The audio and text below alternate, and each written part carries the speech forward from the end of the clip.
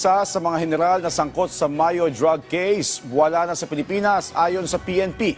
Hold departure order sa iba pang mga sospek na pulis hinihintay ng PNP. Si Ryan Lesiges sa sentro ng balita. Ibinunyag ng Philippine National Police o PNP na nakalabas na ng bansa ang isa sa dalawang police generals na sangkot sa 990 kilo shabu raid sa Maynila noong 2022.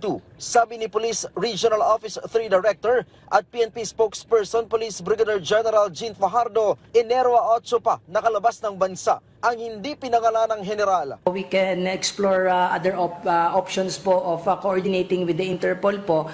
At as a matter of practice po, kapag kami mga warrants po to, ay pwede po tayong mag-apply po ng red notice po to at least inform po kung asaan po siyang bansa po na para makatulong po tayo sa ating mga counterparts to account for this one person po na out of the country. Sa kasalukuyan, 9 na pulis na sangkot sa kaso ang nananatiling at large kung saan mula sa nasabing bilang, 4 ang aktibo, 3 ang retirado, 1 ang nag-resign at 1 ang tanggal sa serbisyo. Habang nasa 20 naman ang nakakulong na kung saan 10 sa mga ito ay hawak ng arresting units.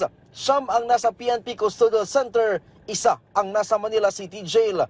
Ang naturang mga tauhan at opisyal ng PNP ay naharap sa 2 kaso na may kaugnayan sa Republic Act 9165 o Comprehensive Dangerous Drugs Act of 2002. Una aniya ay ang Section 92 o bungling in the prosecution of the drug case na may piyansang 200,000 pesos at ang Section 29 o planting of evidence na walang inirekomendang piyansa. Although mabigat po dahil yung Section 29 po na ikinasa po sa kanila ay non-bailable po, but as part of due process po, bigyan daan po natin yung magiging hearing po sa mga kaso po na ito. And I understand meron na rin pong mga nakatakdang pre-trial to start po itong mga kasong isinampa po sa kanila. Ayon kay Fajardo, hinihintay na lamang ng PNP ang prosecution na humiling ng hold departure order laban sa iba pang mga pulis na at large upang hindi makalabas ng bansa. Wala po sila ma'am sa restrictive custody po at